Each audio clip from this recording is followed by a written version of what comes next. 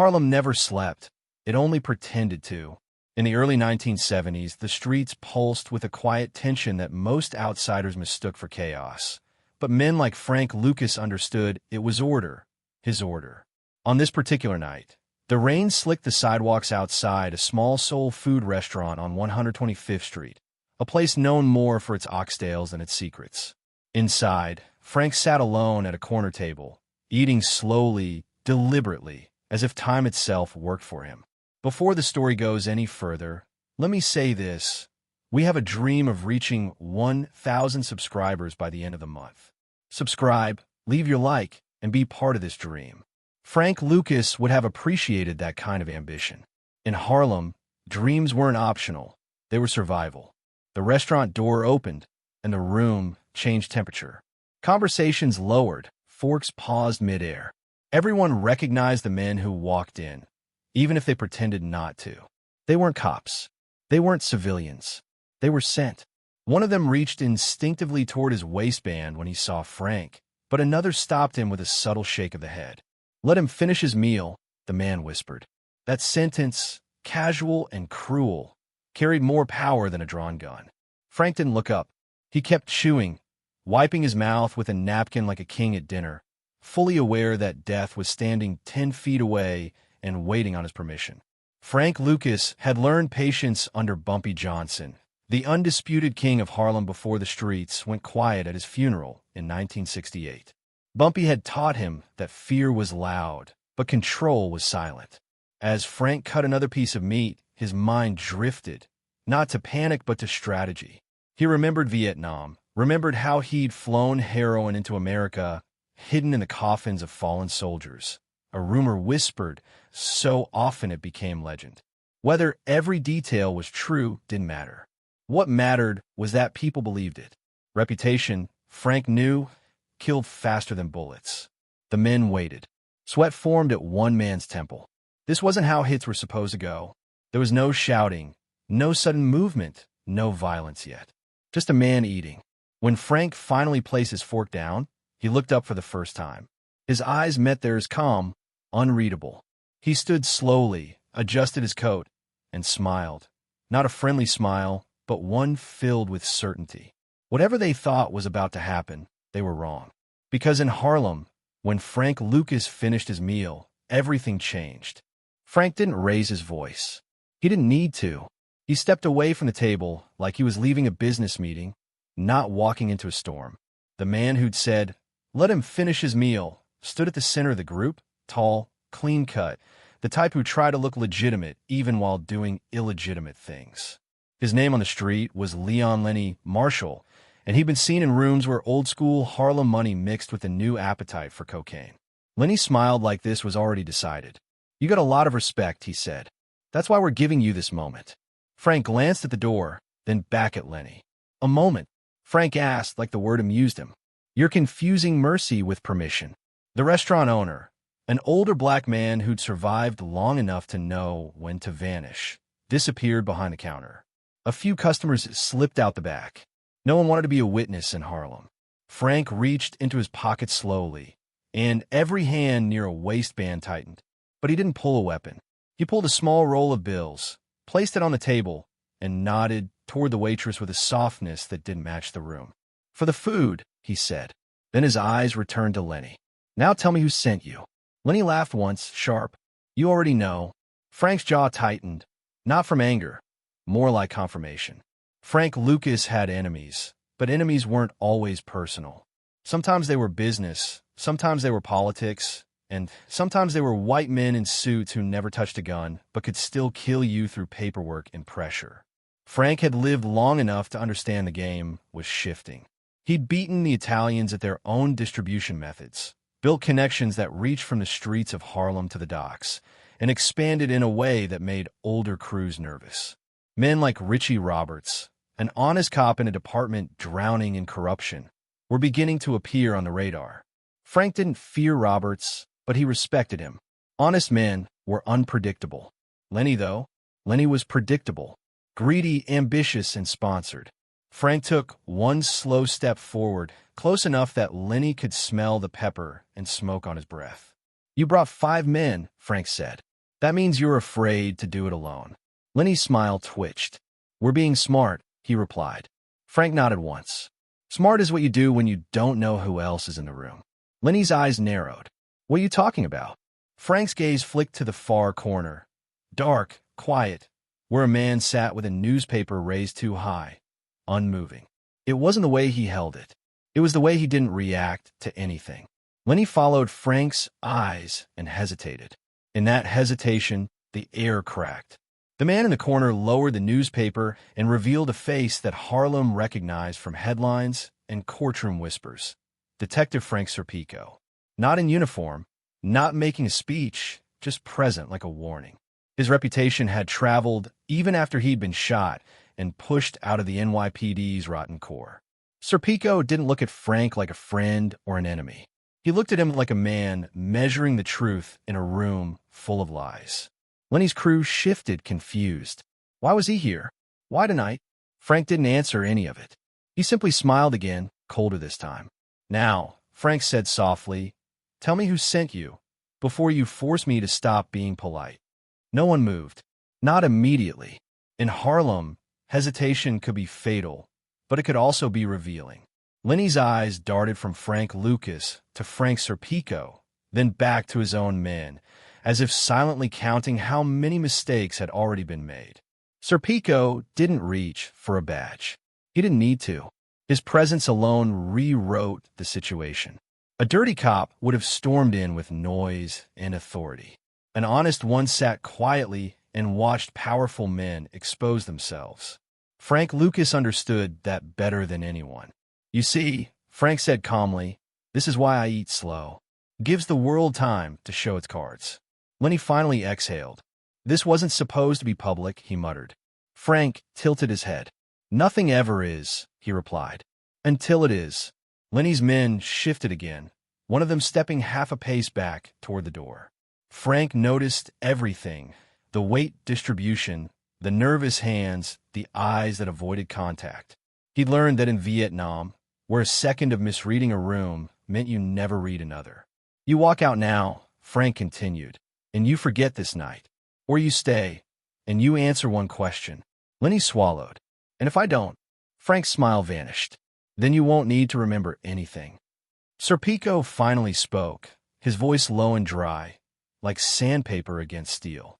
This is the part where you decide what kind of man you are. Lenny snapped toward him. You're out of your jurisdiction, he said, desperate now. Serpico nodded. That's the funny thing about truth, he answered. It doesn't need jurisdiction. The room felt smaller. Outside, a siren wailed and faded, the city reminding them it never waited for anyone. Frank crossed his arms, relaxed, like a landlord waiting for rent. Who funded this? Frank asked. Who put the idea in your head that I was disposable? Lenny's lips trembled before he spoke, and that told Frank everything. It wasn't the Italians, Lenny said. They wouldn't touch you directly. Frank nodded. That checked out. The 5 families preferred slow pressure, not spectacle. It was federal, Lenny continued. Indirect. Task force money, off the books. They wanted chaos. They wanted you to react. Serpico's jaw tightened. He already knew pieces of this, but hearing it spoken out loud shifted it from suspicion to confirmation. Frank laughed quietly, a sound with no humor in it. So this wasn't about killing me, Frank said. This was about forcing me to make a mistake. Frank stepped closer, close enough that Lenny could feel his presence like heat. Here's where you miscalculated, Frank said softly. I don't make mistakes when I'm hungry, and I don't rush my meals. He reached past Lenny, not touching him, and opened the restaurant door. Cold air rushed in. Get out, Frank said. All of you. Lenny hesitated one last time. Serpico met his eyes and shook his head once. That was enough. The men filed out, one by one, disappearing into the rain-soaked streets. When the door closed, the room felt hollow. Serpico looked at Frank Lucas and spoke quietly. You just turned a hit into leverage. Frank nodded. No, he said.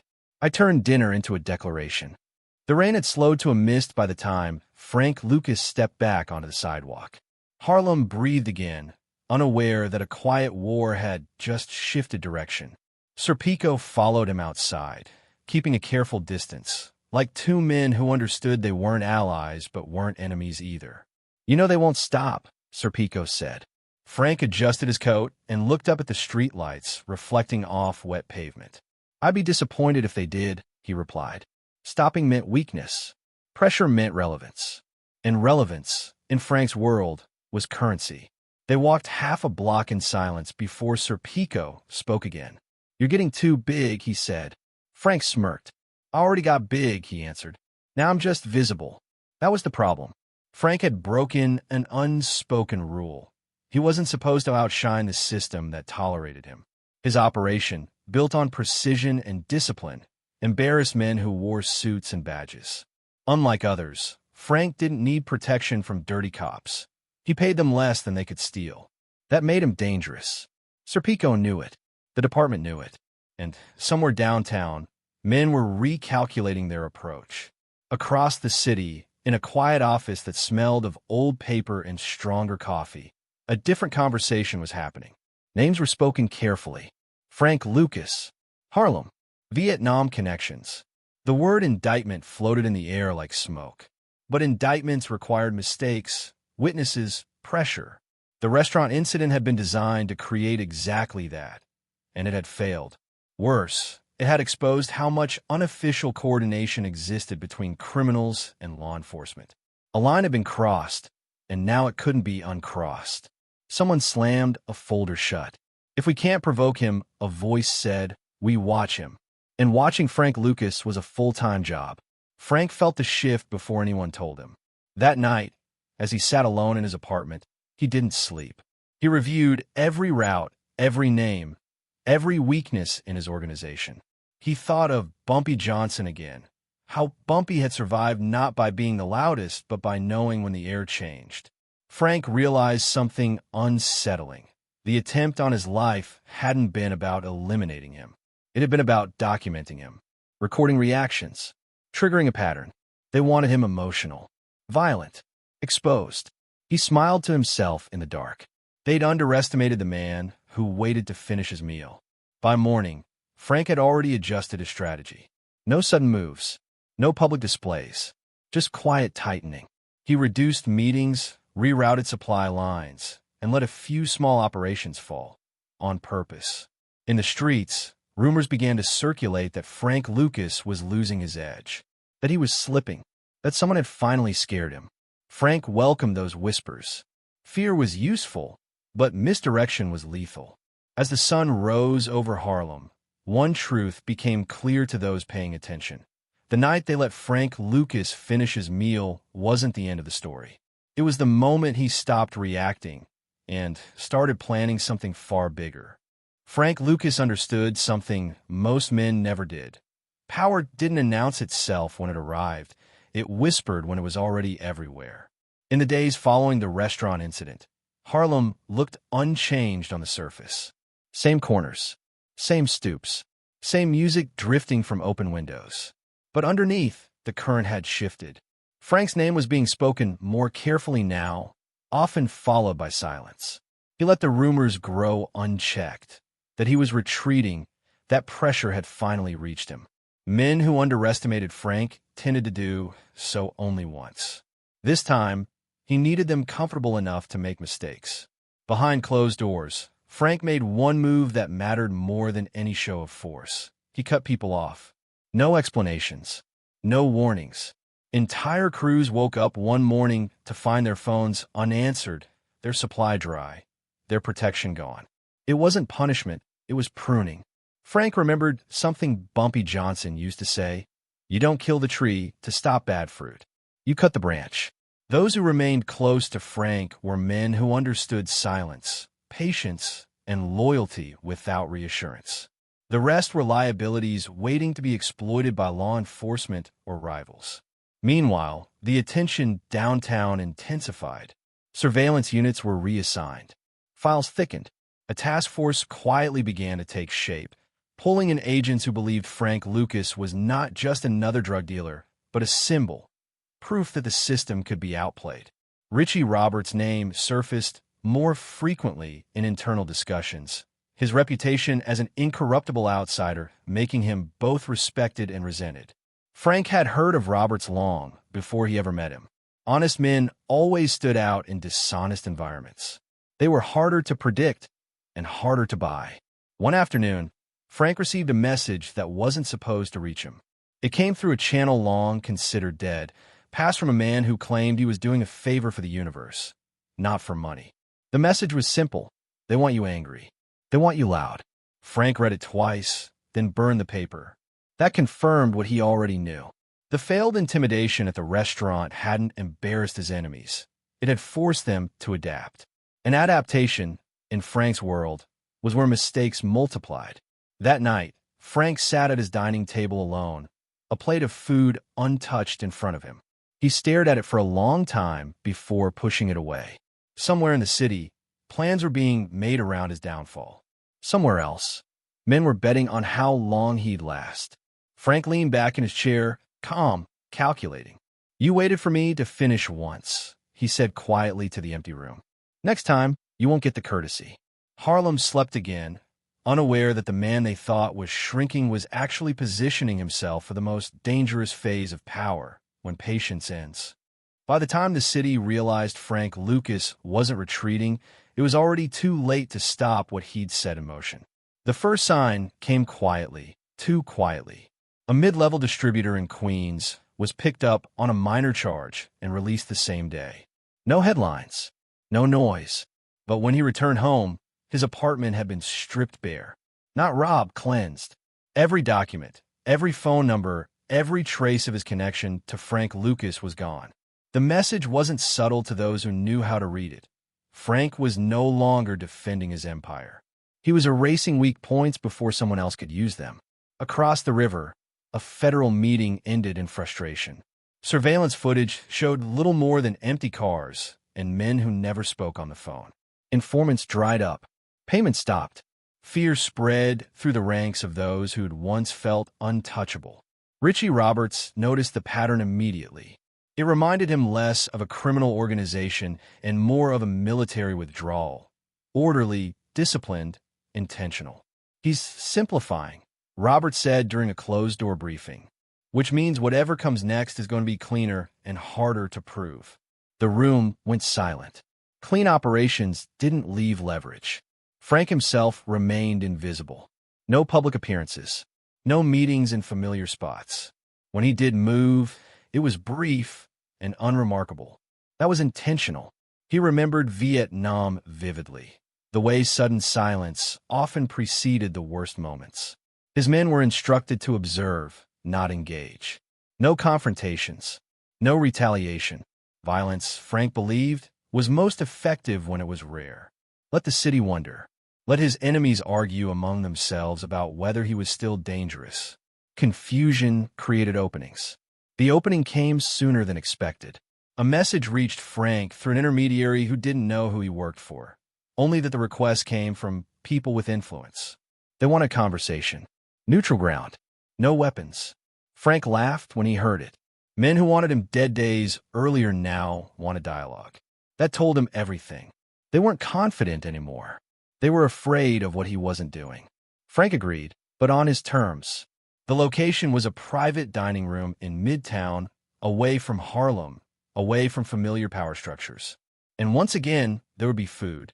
As Frank prepared for the meeting, he thought back to the restaurant on 125th Street. The waiting, the watching, the control. He understood now that moment hadn't been about survival. It had been rehearsal. When he sat down at the table that night, adjusting his cufflinks with steady hands, he already knew the outcome. The men across from him would think they were negotiating. In reality, they were confessing. And when Frank Lucas finished his meal this time, it wouldn't just change the room. It would redraw the balance of power in New York. The private dining room overlooked the city like a throne room without ceremony. Thick curtains muted the noise of Midtown traffic, and the table was set with the kind of precision reserved for men who believed control could be measured in silverware. Frank arrived early. He always did. The men who came late were the ones who thought time belonged to them. When the others finally entered, 3 in total, all well-dressed, all pretending not to recognize each other from past meetings. Frank stood, shook hands, and sat back down without wasting a word. The waiter poured wine. Frank declined. He ordered water and asked for the food to come immediately. The room stiffened. They remembered the story. One of the men cleared his throat. "There's been tension," he began. Frank nodded politely, unfolding his napkin. "Tension exists when people don't understand their position," Frank replied. "Let's clear that up."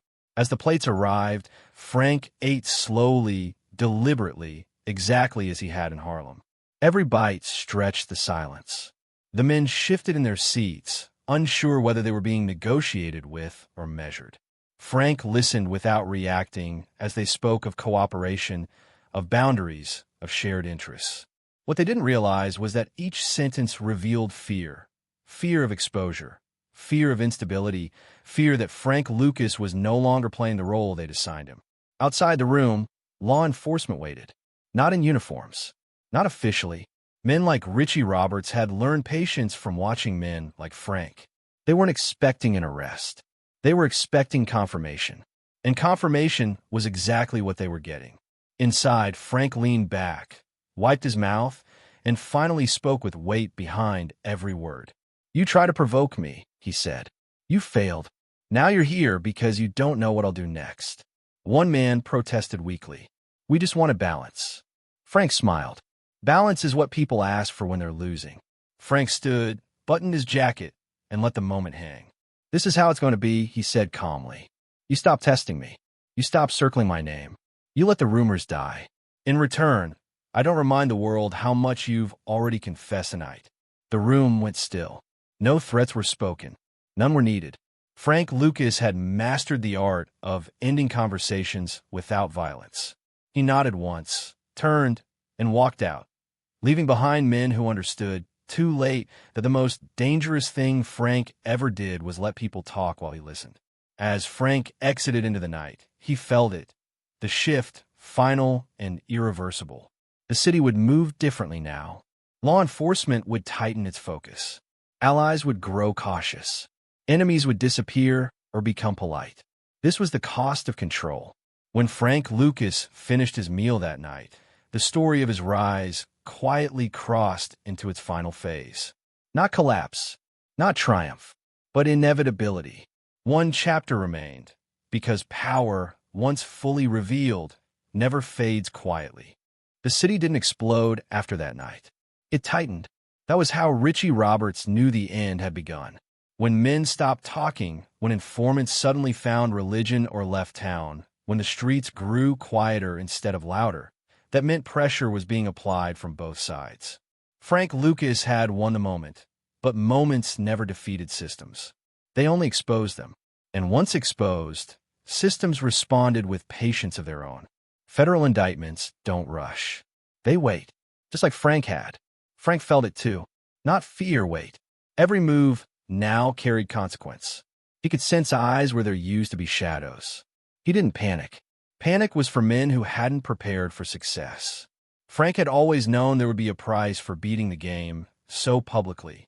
The coffin flights for Vietnam. The discipline. The refusal to bow to old hierarchies. All of it had built something powerful and fragile. Sitting alone one night, Frank ate slowly again, reflecting on the irony. Every turning point in his life seemed to happen at a table. When a knock finally came weeks later, it wasn't violent. It was polite, almost respectful. Federal agents stood in the hallway, paperwork in hand, voices steady. Frank didn't resist. He dressed carefully, finished his water, and looked once more at the food he hadn't touched. "You mind if I eat first?" he asked. One agent hesitated. Another nodded. History had a sense of humor. Frank Lucas sat down, took a single bite, and smiled faintly. He already knew the ending. Power had done its job. Now truth would do its own. Years later, stories would twist that night into myth. Some would say Frank controlled everything until the end. Others would say the system finally caught up. Both were true. What never changed was the lesson whispered in Harlem long after his name faded from corners and courtrooms alike. The most dangerous man isn't the one who pulls the trigger first. It's the one who decides when the moment arrives. Frank Lucas let them wait. He let them talk. He let them believe they were in control. And when he finished his meal, everything changed forever.